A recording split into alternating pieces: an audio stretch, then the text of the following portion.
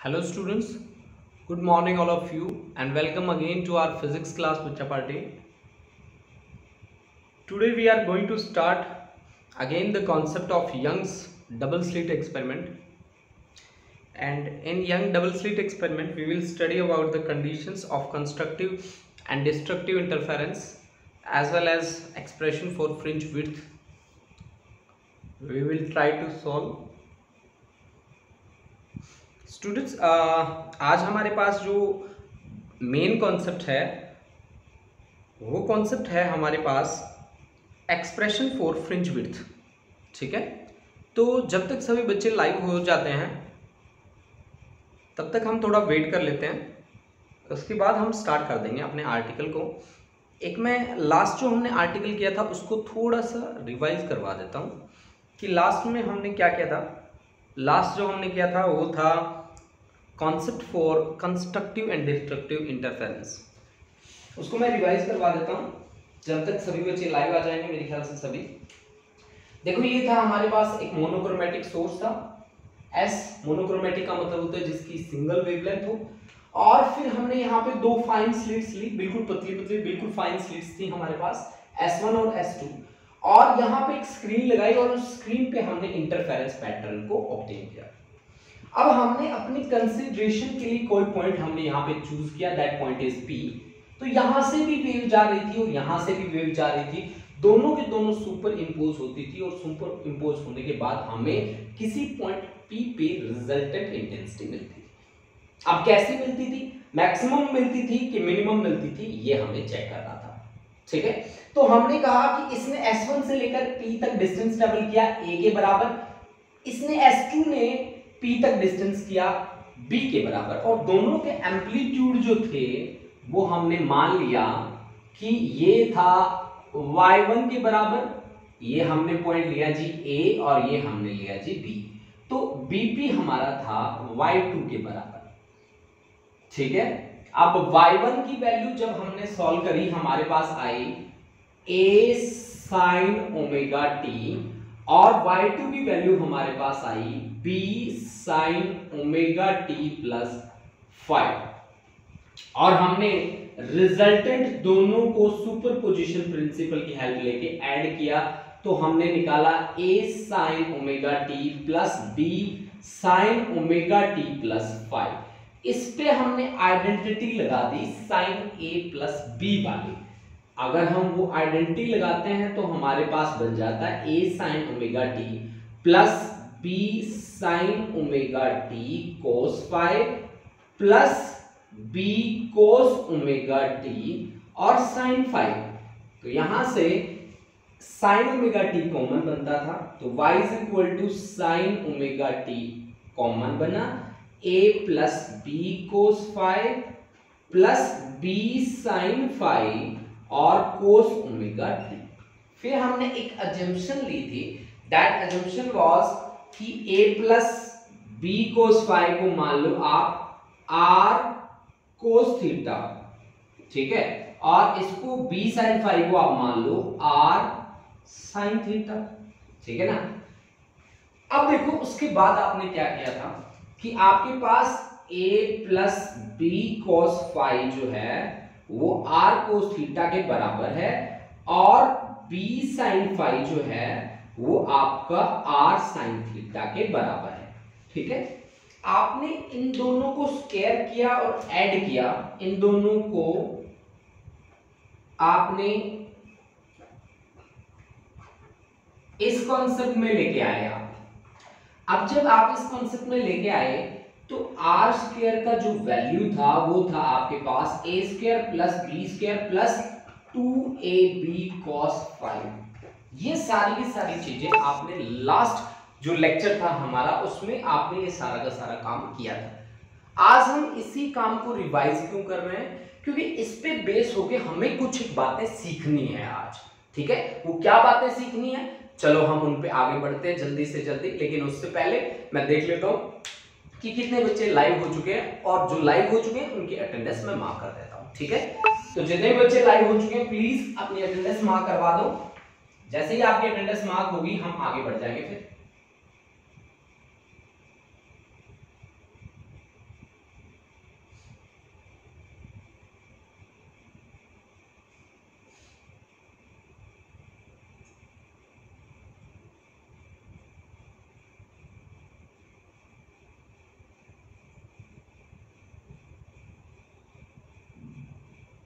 जो बच्चा लाइव है प्लीज अपनी अटेंडेंस मार्क करवा दे फटाफट से।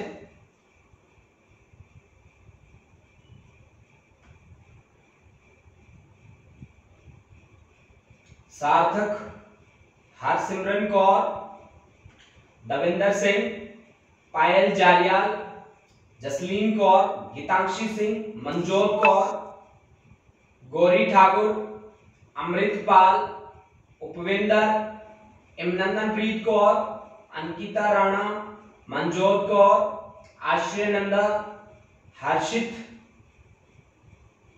जसराय, गुरलीन बाजवा, जानवी सहोता, आकृति चौधरी, नवरूप कौर, मंजू चौधरी, जसमीन कौर, गुरलीन कौर 12A, संदल, साहिलप्रीत सिंह, गुरकरण, इमरोज कौर, शोभित मदान, अर्शप्रीत कौर, प्रशांत शर्मा, आरक्षण वालिया, हरजोवन, मनरीत कौर, तनवीर कौर, तनवीर सिंह सॉरी। जो बच्चा लाइव आ रहा है फटाफट से अपनी अटेंडेंस मार्क करवा दे। हर्षिता,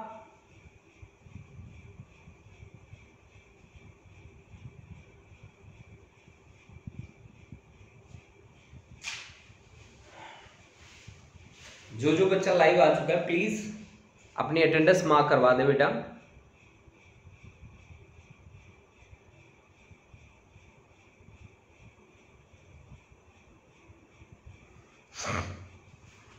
तो हमारे सामने जो कॉन्सेप्ट है वो कॉन्सेप्ट मैंने लास्ट टाइम भी आपको एक्सप्लेन किया था, वही कॉन्सेप्ट मैं फिर से एक्सप्लेन करने वाला हूं। ये एक अटेंडेंस और लगा देता हूं, मनीषा भारद्वाज। देखो बच्चों, हमने जो लास्ट टाइम बात करी थी वो लास्ट टाइम हमने बातें करी थी कंस्ट्रक्टिव और डिस्ट्रक्टिव इंटरफेरेंस के लिए। कंस्ट्रक्टिव और डिस्ट्रक्टिव इंटरफेरेंस के लिए हमने पार्ट डिफरेंस की कंडीशंस निकाल ली थी।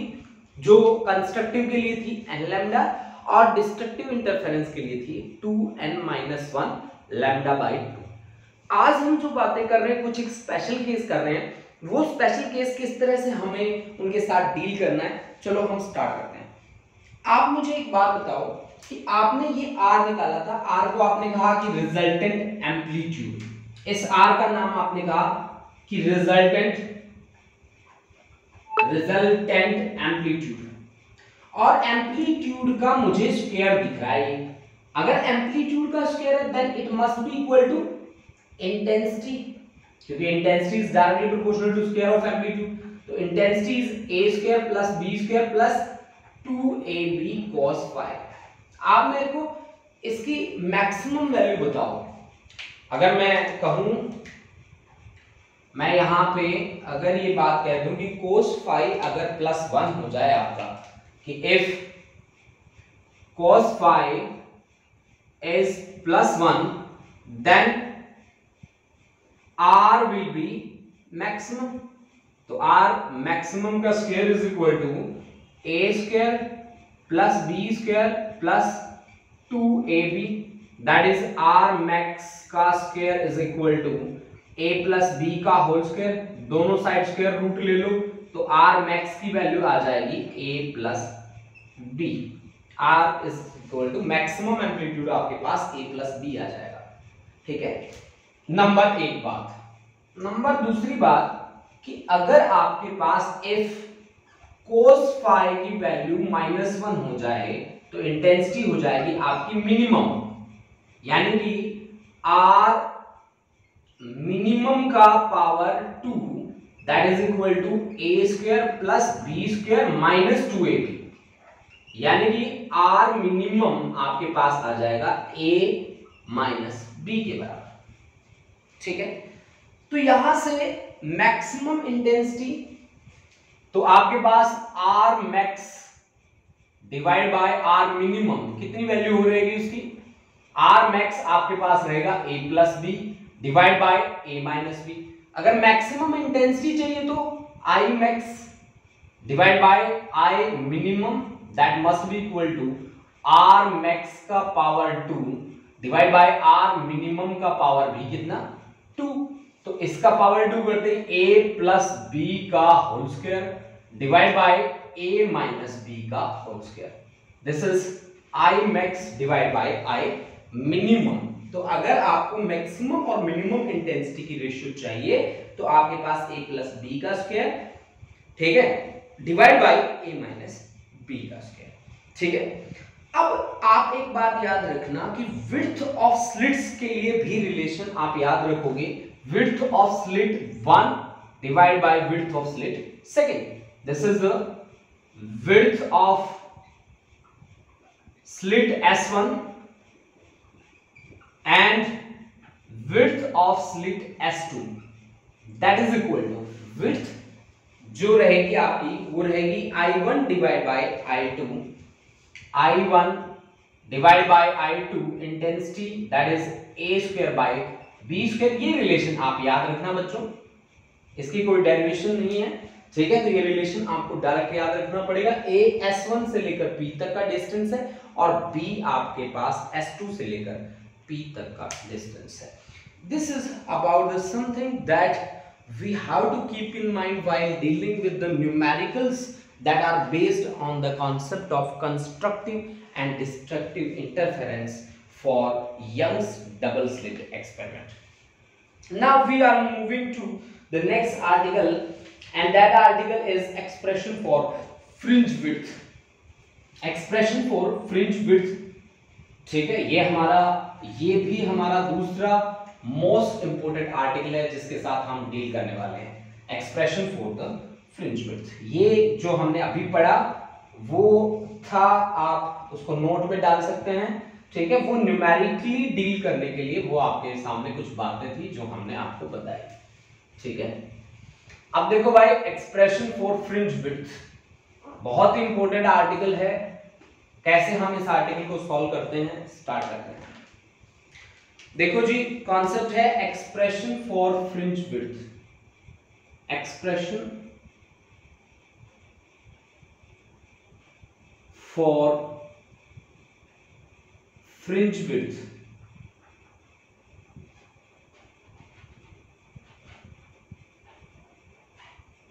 Fringe width. देखो बच्चों, आप लोगों ने अब तक जो काम किया है वो काम किया है यंग के डबल स्लिट एक्सपेरिमेंट के साथ, और आपने यंग के डबल स्लिट एक्सपेरिमेंट में क्या क्या बातें सीखी हैं वो बातें मैं आपको बताता हूं। आपने लिया था एक monochromatic source S is the monochromatic source, monochromatic source. Monochromatic का मतलब होता है जिसकी वेवलेंथ सिंगल है। This is the direction of incidence of light beam and here we place a screen to get interference pattern, to get interference pattern. Also we have to place an obstacle in place of the light radiation coming from the source S.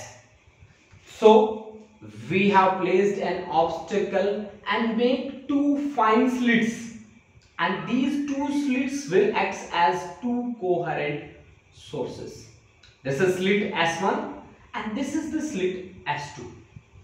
These are two fine slits S1 and S2, and we want to get interference pattern on this screen. This is the screen where we want to get the interference pattern screen. Now let us consider a point P, जैसा हमने पीछे consider किया था। Let us consider a point P where we want to get the interference pattern, ठीक है।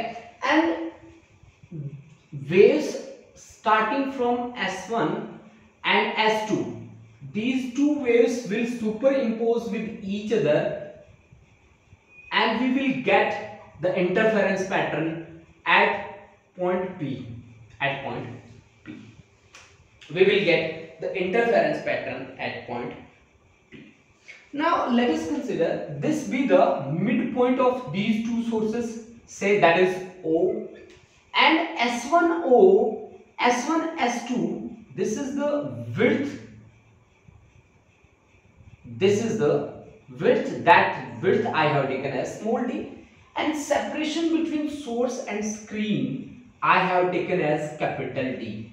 Capital D will be the distance between source, अब ये S1 S2 source है और आपके पास स्क्रीन, सोर्स और स्क्रीन के बीच डिस्टेंस जो है वो D है, ठीक है भाई। अब देखो हमने क्या करना है, यहां से एक पैरेलल लाइन ड्रॉ करनी है जो इस पे मिलती है, ये C, ये पॉइंट मान लो A, और यहां से एक पैरेलल लाइन ड्रॉ कर देनी है जो यहां पे मिलती है स्क्रीन पे B, ठीक है।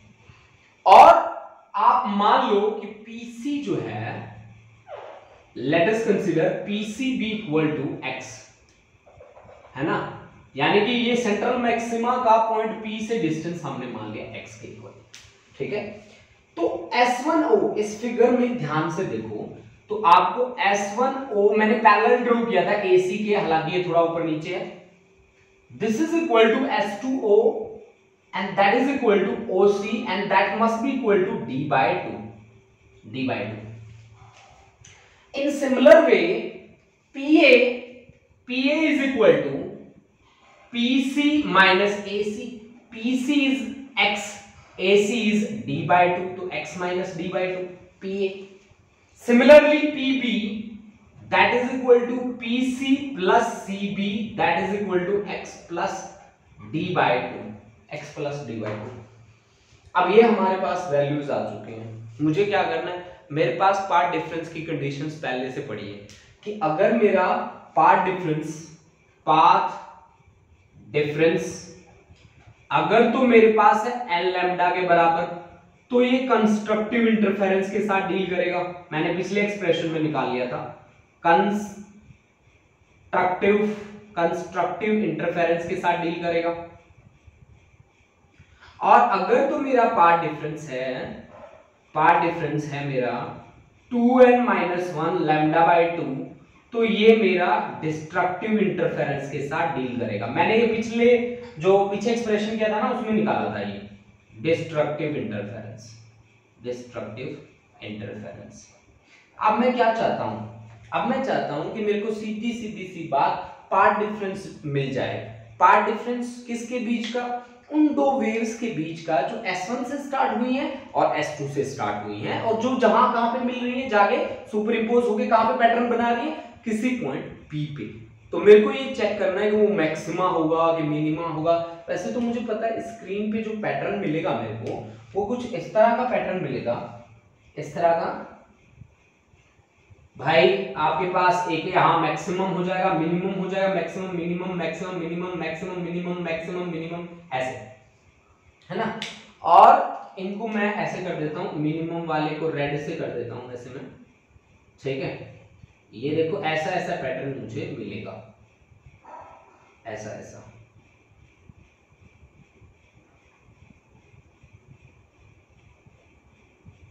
पैटर्न मुझे मिलेगा।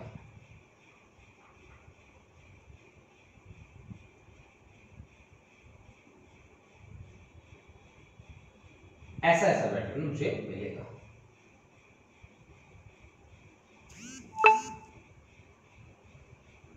ऐसा पैटर्न मुझे मिलेगा, ठीक है। तो अब देखो एक मिनिमा का सेंट्रल पॉइंट और नेक्स्ट मिनिमा का सेंट्रल पॉइंट आपस में मिला दो, this is the fringe width, ये फ्रिंज की मोटाई होगी। फ्रिंजेस बोलते हैं इनको, ब्राइट और डार्क स्पॉट को, तो ये फ्रिंज की विड्थ होगी, फ्रिंज की मोटाई होगी, ठीक है। दो लगातार फ्रिंजेस आप ले लो, दो लगातार, मतलब ये डार्क है उसके बाद नेक्स्ट डार्क, तो दोनों जो कंसेक्टिव फ्रिंजेस हैं उनके मिड पॉइंट आपस में मिला लो, दैट इज द फ्रिंज की मोटाई, फ्रिंज की विड्थ। फ्रिंजेस क्या होंगे, यहाँ पे डार्क और ब्राइट स्पॉट मिलेंगे स्क्रीन पे, उन्हीं का नाम क्या है, फ्रिंजेस। अब मेरा पहला टारगेट जो है उस पे आते हैं, छोड़ो बाकी सारी बातें भूल जाओ।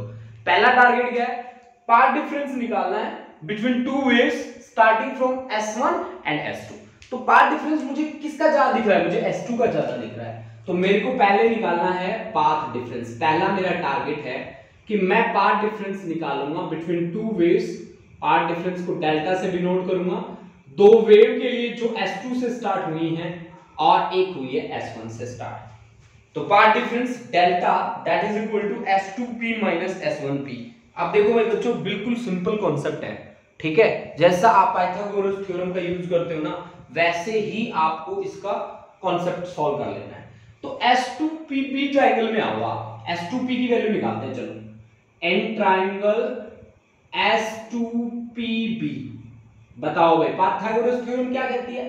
पाइथागोरस थ्योरम कहती है कि S2P का power 2 that must be equal to S2B का पावर 2 और प्लस PB का पावर 2, PB का पावर 2। अब S2B मेरे को दे रखा है बच्चों कैपिटल D के बराबर, और PB की वैल्यू कितनी है? x प्लस D बाई 2 के बराबर, तो x प्लस D बाई 2 का पावर 2, ठीक है जी। अब देखो यहां से d स्क्वायर कॉमन ले लो, तो d स्क्वायर अगर मैं कॉमन ले लूं तो अंदर बचेगा 1 plus x plus d by 2 का पावर 2 और डिवाइड बाय d स्क्वायर, ये लो जी, that is equal to S2P का पावर 2। अंडर रूट ले लो बोथ साइड, तो S2P is equal to d square का बन जाएगा d 1 plus x plus d by 2 का whole square divide by d square, और पावर इसकी बन गई कितनी? 1/2। अब बायनोमियल थ्योरम का यूज करते हुए, using binomial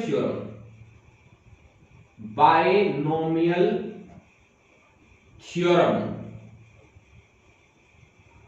how we can solve it? कि S2P is equal to D into 1 plus power आगे गया 1/2 x प्लस D बाई 2 का whole square divide by D square, ठीक है। तो अब D को अगर अंदर मैं लेके जाऊं तो मेरे पास S2P जो बनेगा वो बनेगा D plus 1/2D x plus D by 2 का होल स्क्वायर। इसी तरह से इस पैटर्न को फॉलो कर लेना इन सिमिलर वे, ठीक है। सिमिलरली इसी तरह से इन ट्राइंगल S1P और A,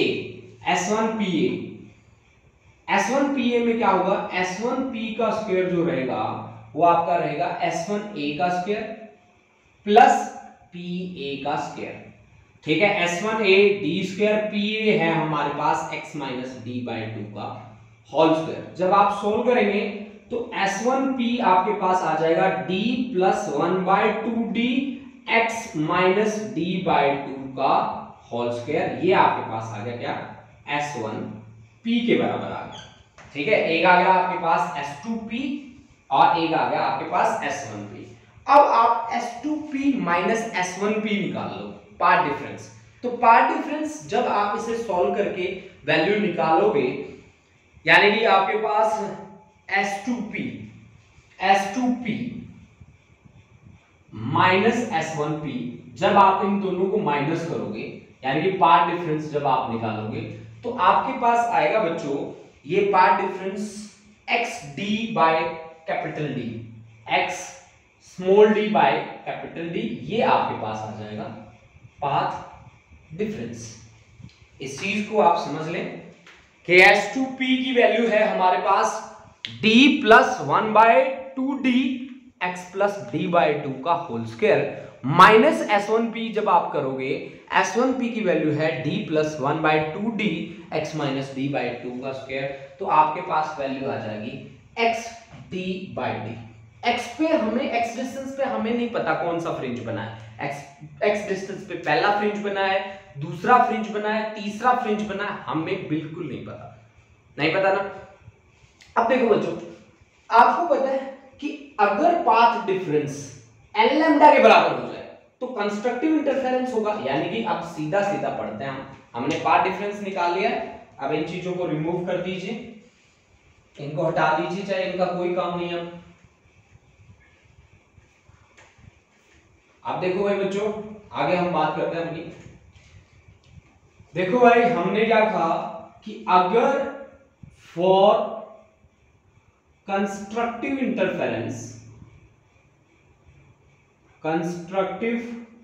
interference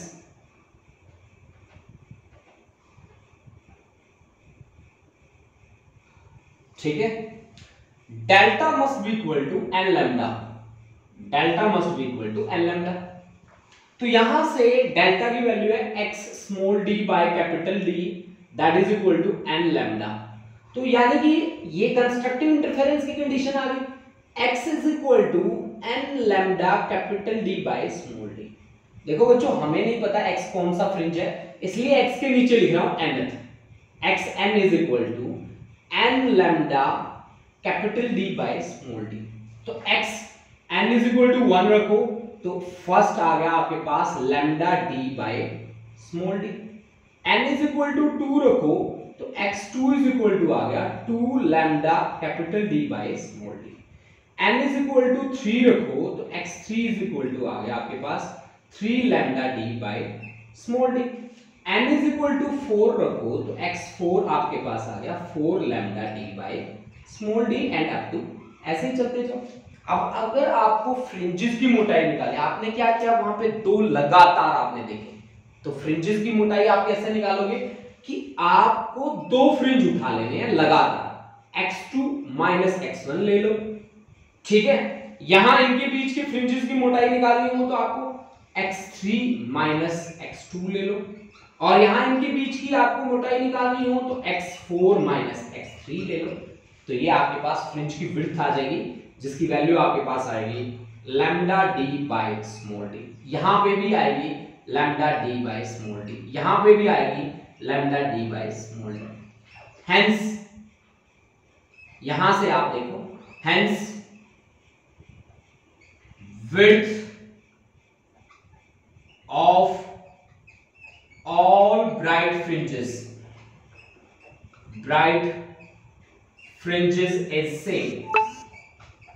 is same. I am going to denote it by beta, that beta is equal to lambda d by d। ध्यान रहे कैपिटल D जो है वो है distance between source and screen, capital D जो है वो distance between source and screen है, स्मॉल d जो है वो है S1 और S2 के बीच का गैप, S1 और S2 यानी कि स्लिट की विड्थ आप मान सकते हो आप S1 S2 small d is the width of slits, ठीक है ना।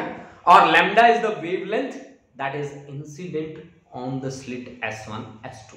ये आपके पास है क्या, वेव की लेंथ।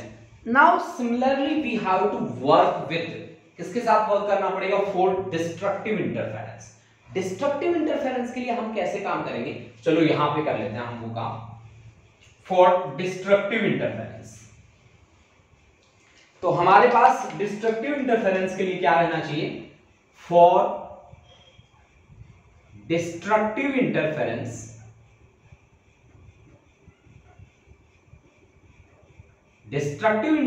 के लिए delta must be equal to 2n minus 1 lambda by 2। ये होनी चाहिए आपके पास पाथ डिफरेंस की condition, delta is equal to 2n minus 1 lambda by 2। तो डेल्टा की वैल्यू हमारे पास है x d by capital D that is equal to 2n minus 1 lambda by 2।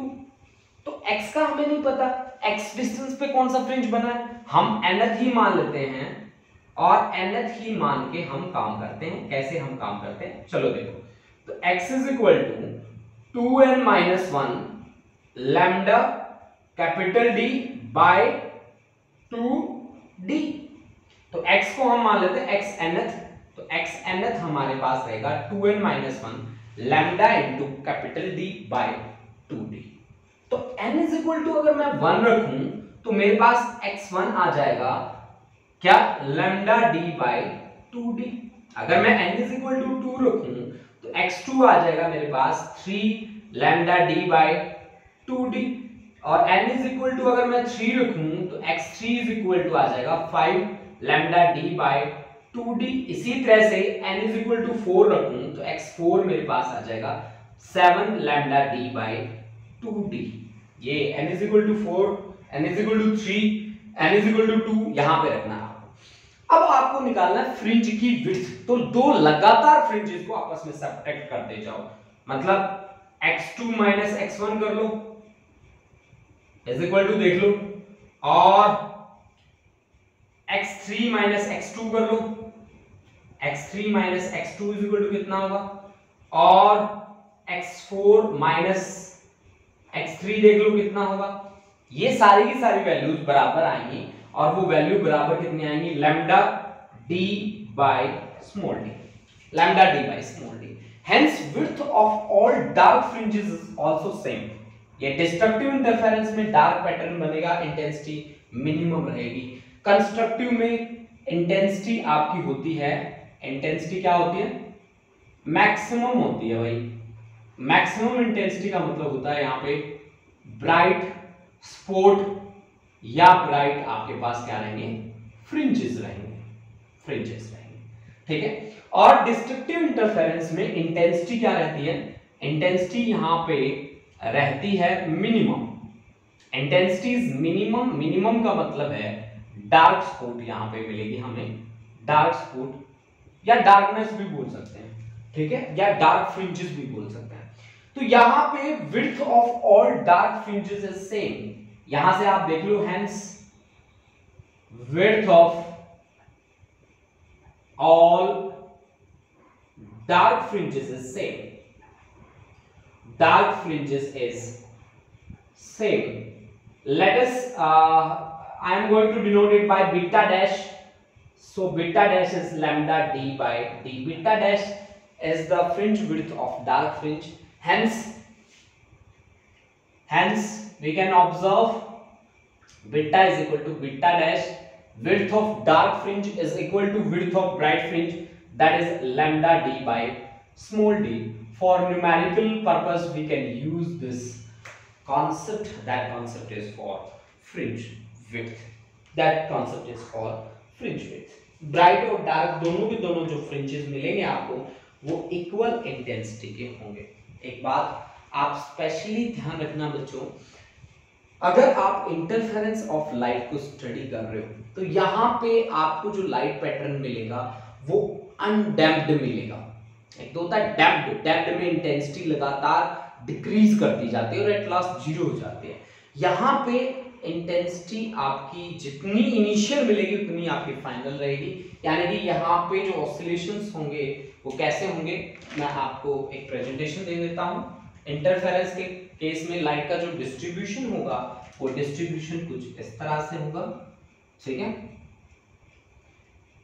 Light का जो डिस्ट्रीब्यूशन रहेगा वो कुछ इस तरह का रहेगा कि एक बार आपके पास मैक्सिमम, फिर जीरो, फिर मैक्सिमम, फिर जीरो, फिर मैक्सिमम, और ये अनडैम्प्ड ऑसिलेशंस होंगे यहाँ पे, अनडैम्प्ड, ठीक है, यानी कि इस तरह का डिस्ट्रीब्यूशन रहेगा लाइट एनर्जी के लिए।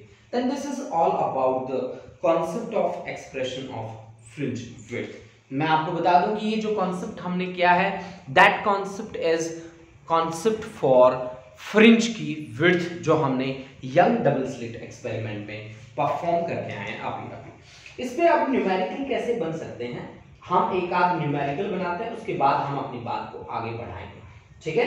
चलो हम न्यूमेरिकल बनाते हैं। इन पे ये फॉर्मूलाज हमारे सामने आ चुके हैं, इन्हीं फॉर्मूला पे बेस होके अब हमें काम करना है, हमें न्यूमेरिकल बनाना है अपने आप से।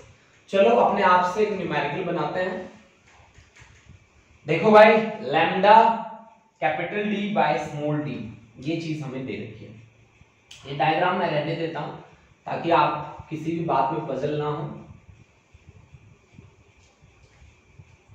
देखो जी, एक न्यूमेरिकल लिख रहा हूं, सभी बच्चे साथ साथ सॉल्व करने की कोशिश करेंगे।